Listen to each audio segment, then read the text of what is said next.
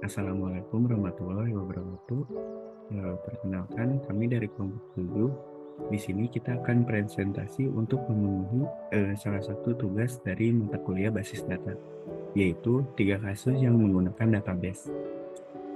Nah, sebelum masuk ke materi presentasi, alangkah baiknya kita pengenalan terlebih dahulu. Yang pertama itu ada saya, Rekan Andriansyah dengan NIM 1037, yang dimana tugasnya itu data reservasi penumpang bandara. Kemudian ada Dwiki Sumarlin dengan NIM 1061 dengan tugas yaitu data pendaftaran kepegawaian. Lalu ada Acep Nugraha dengan NIM 1042 dengan tugas data penjadwalan kereta api. Nah, ini merupakan isi dari presentasi itu, yang mana satu itu ada data penumpang bandara, yang kedua ada pendaftaran kepegawaian, yang ketiga dan ada penjadwalan kereta api Indonesia. Nah, tugas yang ke satu ini akan dijelaskan oleh saya. Jadi deskripsi kasusnya itu pada penumpang bandara, kebudayaan mengantri dalam pemesanan tiket secara langsung masih dilakukan secara offline untuk memesan tiket. Penumpang yang sudah mengantri untuk memesan tiket belum tentu mendapatkan tiket tersebut, dan juga belum tentu mendapatkan posisi tempat duduk yang diinginkan. Hal ini menjadi tidak nyaman terutama dalam segi waktu. Oleh karena itu, diadakannya pemesanan tiket pesawat melalui online. Selanjutnya ini merupakan tabel informasi, yaitu ada tabel penumpang, di mana terdiri dari nomor penumpang, nama, kota asal, dan kota tujuan. Lalu ada tabel penerbangan, di mana berisikan kode penerbangan, kota asal, kota tujuan, dan juga waktu keberangkatan. Selanjutnya ada tabel tiket, yang berisikan nomor tiket, nomor penumpang, kode penerbangan, dan kota asal. Lalu kita masuk ke dalam tujuan dibuatnya basis data ini. Jadi basis data untuk menumpang pesawat dibuat dengan tujuan sebagai berikut. Yang pertama itu mengelompokkan data dan informasi. Jadi basis data ini memungkinkan pengelompokan data dan informasi yang terkait dengan pemesanan tiket pesawat, sehingga mudah dimengerti dan diakses. Yang kedua itu ada menjaga kualitas data. Nah, basis data ini memastikan kualitas data dan informasi yang diakses sesuai dengan apa yang kita inputkan. Kemudian meningkatkan efisiensi agar pengolahan informasi secara cepat dan akurat, sehingga meningkatkan efisiensi dalam pemesanan tiket pesawat. Lalu ada meningkatkan keamanan. Nah, basis data ini memastikan keamanan terhadap data pemesanan tiket, sehingga kita tidak perlu memberikan data pribadi yang bersifat sangat rahasia.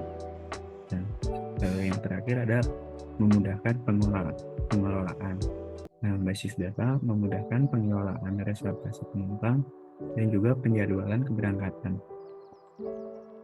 Lalu selanjutnya ada pemakaian basis data.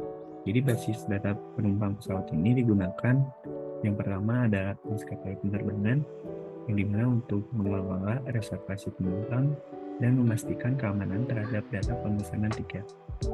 Lalu yang kedua ada bandara. Nah, bandara ini untuk memudahkan pengelolaan reservasi penumpang dan juga penjadwalan keberangkatan. Yang ketiga ada otoritas penerbangan. Nah, otoritas penerbangan ini untuk memantau lalu lintas udara dan memastikan keselamatan penerbangan. Selanjutnya ada pendaftaran kepegawaian yang akan dijelaskan oleh rekan saya, Dwiki Sumarlin. Baik, untuk selanjutnya yakni studi kasus mengenai pendaftaran kepegawaian. Nah, sebelum masuk ke pembahasan inti, di sini saya akan menjelaskan deskripsi dari kasus ini. Misalkan terdapat sebuah perusahaan yang dinamakan PT ABC. Nah, perusahaan ini merupakan sebuah perusahaan yang cukup besar dan secara rutin melakukan rekrutmen pegawai baru untuk mengisi berbagai posisi. Nah, dikarenakan perusahaan ini cukup besar, maka akan banyaknya pelamar yang melamar pada perusahaan ini. Nah, namun proses penerimaan pegawai saat ini dilakukan masih secara manual dengan penggunaan dokumen fisik yang seringkali mengakibatkan kesalahan dan kesulitan dalam mengelola data calon pegawai. Nah, oleh karena itu, dengan mengimplementasikan basis data ini untuk pengkhususan penerimaan pegawai, perusahaan ABC ini berharap dapat meningkatkan efisiensi dan efektivitas proses penerimaan pegawai. Kemudian selanjutnya ada tabel informasi di mana terdapat 3 tabel, ya, diantaranya tabel pelamar, tabel HR dan juga tabel wawancara. Untuk tabel yang pertama yakni tabel pelamar. Nah, pada tabel pelamar ini terdapat beberapa properti seperti nama pelamar, posisi yang dilamar, pendidikan target, dan juga nama pelamar. Di mana nomor pelamar di sini berfungsi sebagai primary key. Kemudian yang kedua adalah tabel HR. Nah, pada tabel HR ini terdapat properti NIP atau nomor induk pegawai, kemudian ada nama HR dan juga tanggal wawancara. Nah, pada tabel ini yang menjadi primary key yakni NIP HR tersebut. Nah, untuk tabel yang ketiga yakni tabel wawancara, di mana pada tabel wawancara ini terdapat properti nomor wawancara, nomor pelamar, NIP HR dan juga keterangan. Nah, untuk tabel ini yang menjadi primary key yakni nomor wawancara.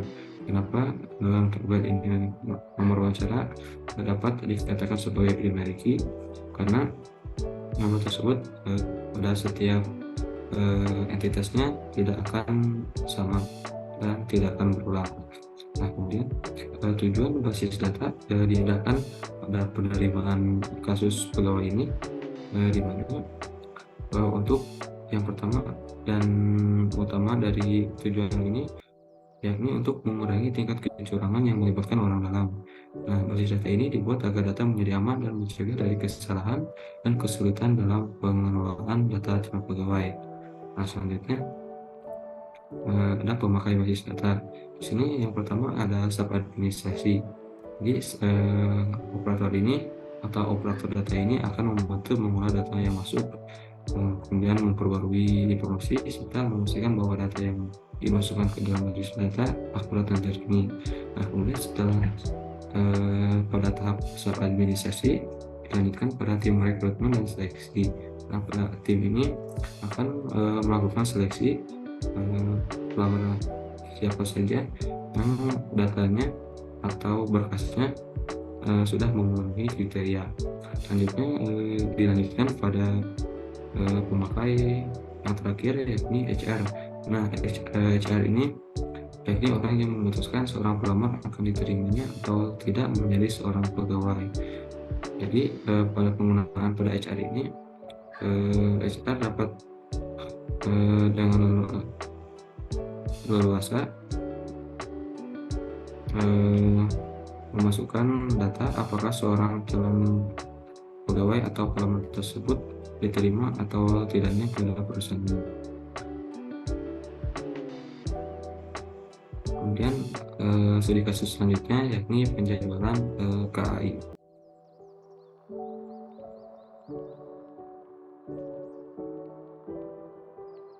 Baik, selanjutnya yaitu penjadwalan studi kasus yang ketiga yaitu penjadwalan KAI.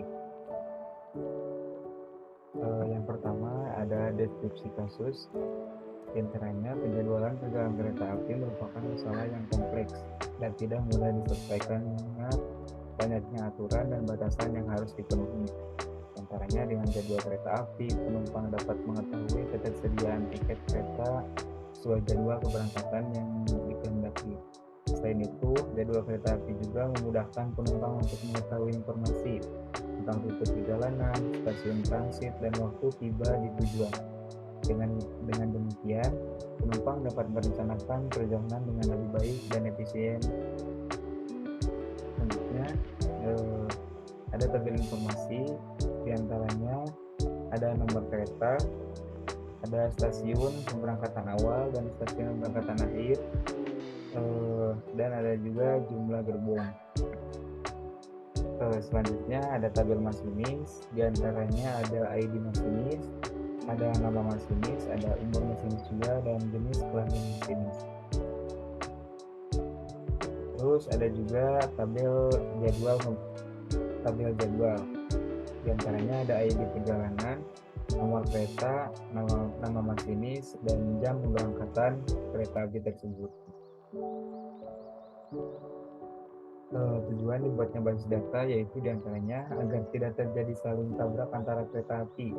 Maka basis data ini dipakai untuk memanage jadwal penggunaan rel kereta api dan juga penumpang bisa mengetahui jadwal pemberangkatan kereta api tersebut. Pemakaian basis data yaitu yang pertama PT KAI menggunakan basis data penjadwalan kereta api untuk mengoptimalkan jadwal keberangkatan, meningkatkan efisiensi dalam pemesanan tiket kereta api, meningkatkan kualitas layanan yang diberikan kepada pelanggan dengan menyediakan informasi yang akurat dan terpercaya, memudahkan pengelola reservasi penumpang dan penjadwalan keberangkatan kereta api. Selanjutnya, stasiun penggunaan basis data penjadwalan kereta api untuk memudahkan pengelolaan reservasi penumpang dan penjadwalan keberangkatan kereta api tersebut. Selanjutnya, akan diserahkan kepada Dwiki. Kemudian di sini kami memilih kasus yang cukup rumit dari tiga studi kasus yang sudah dibacakan, yakni studi kasus pada penerbangan. Nah, di sini kita mengidentifikasi apa saja objek konkret dan objek abstrak pada kasus ini. Nah, yang pertama ada objek konkret. Pertama yakni penumpang. Mengapa dikatakan sebagai objek konkret? Dikarenakan penumpang ini dapat terlihat secara fisik, kemudian wujudnya terlihat gitu. Dan informasi pada objek penumpang ini diantaranya seperti nomor penumpang, nama, kota asal, kota tujuan, dan juga kelas. Nah, selanjutnya objek konkret kedua yakni tiket. Nah, tiket ini karena wujudnya fisiknya juga ada, maka dapat dikatakan sebagai objek konkret. Nah, informasi atau properti pada objek tiket ini diantaranya ada nomor tiket, nomor penumpang, kode penerbangan, kota asal, dan kota tujuan. Kemudian yang terakhir objek abstrak. Nah, contoh dari objek abstrak ini yakni penerbangan. Mengapa dikatakan demikian? Karena tidak terlihat secara fisik maupun wujudnya gitu. Nah, informasi atau atribut dari objek abstrak penerbangan ini diantaranya ada kode penerbangan, kota asal, kota tujuan, waktu keberangkatan, dan juga waktu sampai. Mungkin itu saja yang dapat kami presentasikan. Semoga apa yang disampaikan bisa bermanfaat bagi siapa saja yang melihat video ini. Wabillahi taufiq wal hidayah. Wassalamualaikum warahmatullahi wabarakatuh.